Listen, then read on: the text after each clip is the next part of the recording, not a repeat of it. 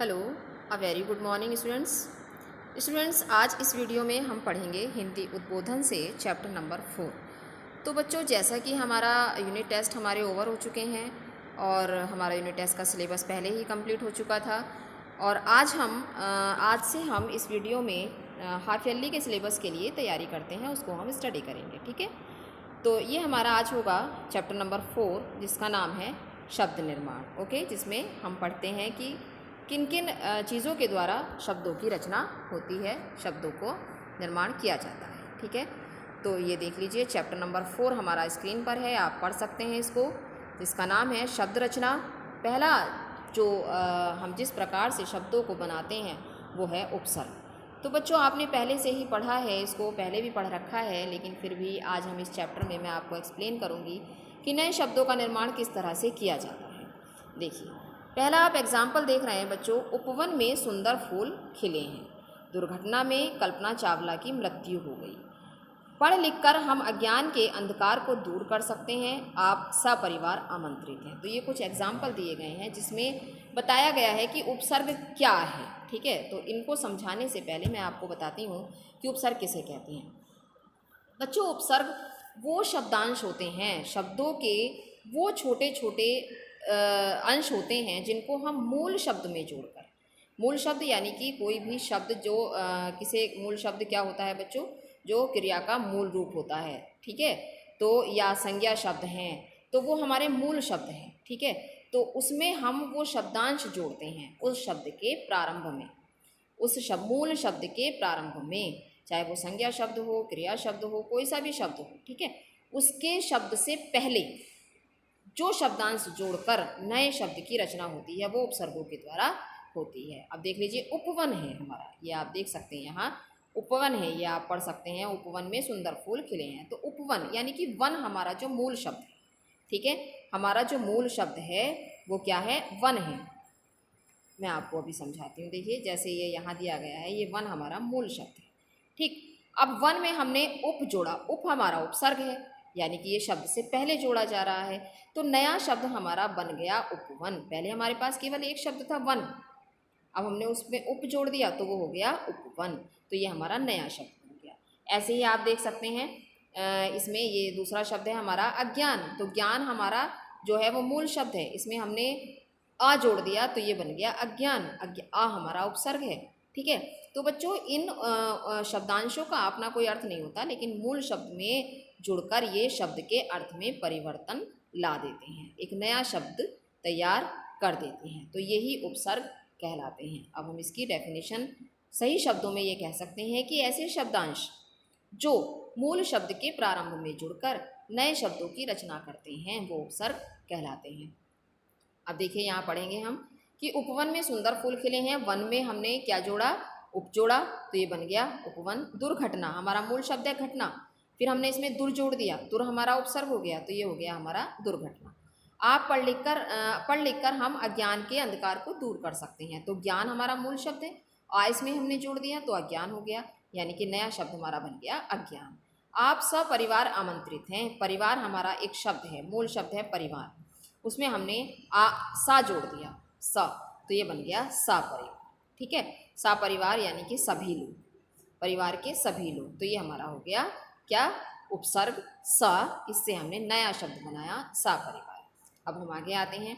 इन शब्दों में रंगीन शब्द शब्दांशों से जुड़कर बने हैं। यह शब्द और शब्दांश निम्न प्रकार से एक दूसरे से जुड़े हुए हैं। वही जो मैंने अभी आपको समझाया था, ये वही शब्द हैं, यानी कि उपवन में उप जोड़ा तो उपवन बन गया, ज्ञान में आ जोड़ा तो अज्ञान बन गया, घटना में दुर लगाया हमने तो दुर्घटना हो गया, परिवार में सा हमने ऐड किया तो सा परिवार हो गया। ठीक है, अब हमारी ये इसमें देखिए, यहाँ कुछ इसमें उपसर्ग के बारे में बताया गया है। इस तरह से रेखांकित शब्द मूल शब्दों के साथ जुड़े हुए हैं। ठीक, ये उपसर्ग कहलाते हैं। उपसर्ग शब्द दो शब्दों के मेल से बना है, उप और सर्ग। उप का अर्थ है निकट और सर्ग का अर्थ है सृष्टि। ठीक, ये हमारे मूल शब्द और उपसर्ग हैं जिनको जोड़ने से हमारे नए शब्द तैयार होते हैं। उप और सर्ग, उप का अर्थ है निकट और सर्ग का अर्थ है सृष्टि। समझ में आ गई बात। अब हम आते हैं नेक्स्ट पेज पर।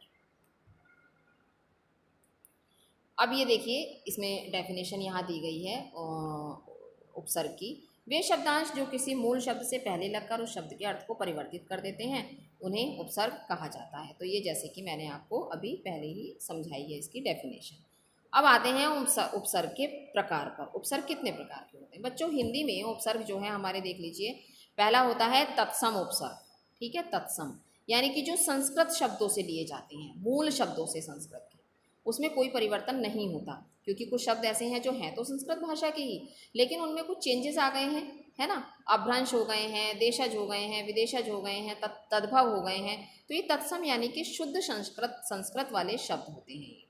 ठीक है, दूसरा आता है तद्भव, यानी कि उसमें कुछ चेंजेस हो गए, हमारे अपनी सुविधा के अनुसार हमने कर लिए बोलने के लिए, तो वो तद्भव हो गए, तो तद्भव के उपसर्ग हो गए। अब आता है आगत। आगत यानी कि दूसरी भाषाओं से लिए गए उपसर्ग, दूसरी भाषाओं से लिए गए उपसर्ग। अब हम इसमें देखते हैं, देखिए ये क्या है, परा। परा मीन्स क्या होता है? ये उपसर्ग है, ये आप पढ़ सकते हैं इधर, ये उपसर्ग है, और ये हमारे क्या हैं, सॉरी, ये हमारे हैं इनके अर्थ शब्दों के। ठीक, जैसे ये गया है विपरीत, परा का मतलब है विपरीत या नाश, और इधर हमारे क्या हैं, ये हमारे निर्मित शब्द यानी कि जो नए शब्द बनाए गए हैं वो हैं। अब देख लीजिए परा, परा से हमारा बना विपरीत, इसका अर्थ हो गया नाश, हो गया इसका अर्थ। हमने परा में, सॉरी, मूल शब्द है हमारा जय, जय में हमने परा उपसर्ग लगाया तो हो गया पराजय।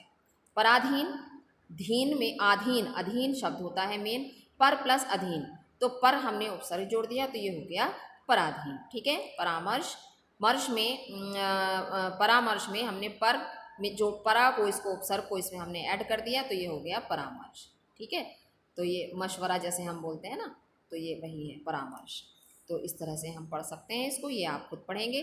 अगले पर आ जाइए पेज पर, ये हमारे कुछ इसी से शब्द हैं, ये तत्सम उपसर्ग हैं ये वाले, ये देख सकते हैं आप, और ये भी हमारे इनके अर्थ हैं, और यहाँ हमारा ये नवनिर्मित शब्द हैं। ठीक है, ये तत्सम से ही, तत्सम उपसर्गों से ही बनाए गए शब्द हैं। अब आते हैं नीचे तद्भव उपसर्गों पर। तद्भव उपसर्ग हम आप यहाँ पढ़ सकते हैं, यानी कि ये हिंदी के उपसर्ग होते हैं जो हमारी हिंदी भाषा के शब्द होते हैं। अन यानी कि इसका मतलब होता है अभाव, फिर ये हमने बनाया पढ़, पढ़ हमारा मूल शब्द है, अन इसमें हमने लगाया तो अनपढ़ हो गया। मोल हमारा मूल शब्द है और इसमें हमने अन उपसर्ग लगा दिया तो अनमोल हो गया, है ना। उचित हमारा मूल शब्द है, इसमें हमने अनु लगा दिया, अन लगा दिया तो अनुचित हो गया। ठीक है, उचित में अन लगाया तो अनुचित हो गया। तो ये इस तरह से हम बना सकते हैं हिंदी के उपसर्गों से। ठीक है, तो ये सारे ही आपको पढ़ने हैं। ठीक है, अब हम देखते हैं आगत उपसर्ग। आगत उपसर्ग देख लीजिए, यहाँ है ये। आगत उपसर्ग में उर्दू के उपसर्ग आते हैं, ठीक, अरबी के, फारसी के, उर्दू के, ये उपसर्ग आते हैं इसमें। अब यहाँ पढ़िए आप, देखिए ये ना है, ना मीन्स क्या है, अभाव, ना मीन्स अभाव। यहाँ हमने नया शब्द बनाया समझ में जोड़कर, ना बन गया ना समझ। समझ हमारा मूल शब्द है, ना हमने इसमें उपसर्ग लगा दिया तो ये बन गया ना समझ। ठीक है, हम सफ़र, सफ़र हमारा मूल शब्द है तो ये बन गया हम सफ़र। ठीक, फिर आता है कानूनी। कानूनी में हमने गैर लगा दिया, गैर कानूनी हो गया। तो ये हमारे संस्कृत के, सॉरी, उर्दू के उपसर्ग हैं ये आप देख सकते हैं, उर्दू भाषा के हमारे उपसर्ग हैं, ये इनका अर्थ है। और यहाँ हम देख सकते हैं इनसे नवनिर्मित शब्द यानी कि नए शब्दों का निर्माण। ठीक है, तो ये हमारा कुछ शब्द आपने देखे, तत्सम शब्द, फिर तद्भव शब्द, उपसर्ग, सॉरी शब्द नहीं उपसर्ग, तत्सम के उपसर्ग यानी कि संस्कृत भाषा के उपसर्ग, फिर तद्भव यानी कि हिंदी भाषा के उपसर्ग, फिर आपका आता है उर्दू भाषा के उपसर्ग। ठीक है, तो ये हमने पढ़ा आपको कि किस तरह से इन शब्दांशों को मूल शब्द में जोड़कर नए शब्दों का निर्माण किया जाता है। ठीक है, तो ये लेसन हमारा यहाँ कंप्लीट हो गया। अब हम इसके एक्सरसाइज देखते हैं। तो ये देख लीजिए एक्सरसाइज यहाँ आपको बिल्कुल क्लियर दिख रही है। निम्नलिखित उपसर्गों की सहायता से दो दो शब्द बनाइए। तो ये उपसर्ग है यहाँ हमारा अप। ठीक है, यहाँ आप देख सकते हैं अप उपसर्ग है हमारा। तो मान इसमें हमने जोड़ दिया, अपमान हो गया। यश हमने इसमें जोड़ दिया, अपयश हो गया। ठीक है, तो हमने अप उपसर्ग को मान शब्द में जोड़ा तो अपमान हो गया, यश में जोड़ा तो अपयश हो गया, यानी कि दो दो शब्द हमने इससे बना लिए हैं। आप ये देख सकते हैं एक्सरसाइज इसकी। देखिए आगमन, आजन, निर से बनाए हमने दो शब्द, निरुत्साहित, निर्वाण, अति, अत्याचार, अत्यधिक, अन से बनाया हमने अनबन, अनपढ़, अधि से बना अधिकार, अध्ययन, अध्यापन भी लिख सकते हैं। अभि से बना अभिमान और अभिशाप। ठीक है, ये हमारे इससे उपसर्गों से बनाए गए दो दो शब्द हैं। ठीक है, अब हम आते हैं नेक्स्ट एक्सरसाइज पर। निम्नलिखित शब्दों में उपसर्ग जोड़कर नए शब्द बनाइए।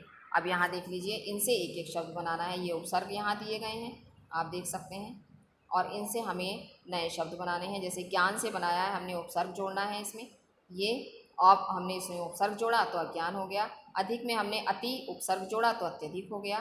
बोध में हमने अ उपसर्ग जोड़ा तो अबोध हो गया। इस तरह से आप देख सकते हैं यहाँ कि ये शब्द इसमें नवनिर्मित शब्द हैं। ये हमारे मूल शब्द दिए गए हैं, इसमें हमें अपनी तरफ से उपसर्ग जोड़ना है और उपसर्ग जोड़कर हमने यहाँ नए शब्द को बनाया है। ठीक है, ऐसे ही यहाँ इस तरफ देख लीजिए। यत्न, यत्न में हमने प्र जोड़ा तो प्रयत्न हो गया। हार में प्र जोड़ा प्रहार हो गया। यश में अब हमने उपसर्ग जोड़ा तो अपयश हो गया। ठीक है, इस तरीके से ये हमारे नए शब्द बन गए। अब आ जाते हैं नीचे एक्सरसाइज पर। निम्नलिखित शब्दों का प्रयोग वाक्यों में कीजिए। सबल, प्रबल, अधीन, पराधीन, उपकार, परोपकार। बच्चों, जैसा कि मैं आपसे पहले भी मैंने कहा है और आज फिर कह रही हूँ इस चीज़ के लिए कि शब्दों के जो प्रयोग होते हैं वाक्यों में प्रयोग, वो आप अपनी मर्जी से कुछ भी कर सकते हैं। ठीक है, बस वो सार्थक होने चाहिए, मतलब उनका एक सही अर्थ होना चाहिए जो आप वाक्य बना रहे हैं। ऐसा नहीं है आपने उसको जोड़ दिया कुछ भी। कुछ बच्चे ऐसे ही करते हैं एग्जाम्स में, कुछ कुछ वाक्य बना के आते हैं जिनका कोई सेंस नहीं होता, सेंसलेस सेंटेंसेस बनाते हैं वो बिल्कुल। ठीक है, तो उसमें आपको मार्क्स नहीं दिए जाएंगे। फिर मैं आपसे यही बात बता रही हूँ कि उसमें आपको मार्क्स नहीं दिए जाएंगे। बिल्कुल सेंस होना चाहिए उसका, सेंटेंस का कंप्लीट, सही अर्थ निकलना चाहिए, तभी आपको इसमें मार्क्स मिलेंगे, otherwise you will not get the marks. Okay, so ये एक्सरसाइज हमारी यहाँ कंप्लीट हो गई। अब हम नेक्स्ट पर आते हैं, इसके क्वेश्चन आंसर्स। लेसन नंबर 4 के शब्द रचना, ये हमारा पहला क्वेश्चन है कि उपसर्ग से आप क्या समझते हैं। देख लीजिए, वे शब्द जो मूल शब्द के आरंभ में जुड़कर उसके अर्थ में परिवर्तन ला देते हैं उपसर्ग कहलाते हैं। ठीक है, क्वेश्चन नंबर 2, उपसर्ग कितने प्रकार के होते हैं, इनके नाम लिखिए। उपसर्ग मुख्यतः 3 प्रकार के होते हैं, इनका नाम देख लीजिए, तत्सम, तद्भव और आगत उपसर्ग। ठीक, क्वेश्चन नंबर 3, उपसर्ग का स्वतंत्र प्रयोग क्यों नहीं होता। इसका आंसर है उपसर्ग सार्थक शब्द खंड नहीं होते हैं। नहीं भी देख लीजिए, यहाँ ये दिया गया है, नहीं ऊपर हमने त्रुटिपूर्वक चिन्ह लगा करके उसको ऊपर लिख दिया है। तो उपसर्ग सार्थक शब्द नहीं होते हैं, वे शब्द खंड अपने आप में अपूर्ण होते हैं, अतः उनका स्वतंत्र प्रयोग नहीं हो सकता। किसी अन्य के साथ जुड़ने पर ही वाक्य में उसका प्रयोग होता है। ठीक है, तो ये क्वेश्चंस हमारे कंप्लीट हो गए यहाँ। ठीक, अब हम इसके एक्सरसाइज और क्वेश्चन आंसर साथ साथ हम लर्न भी करेंगे लिखने के साथ साथ, और ये चैप्टर हमारा यहाँ कंप्लीट हो गया बच्चों। अब नेक्स्ट वीडियो में हम करेंगे chapter number 5। Till then, thank you very much.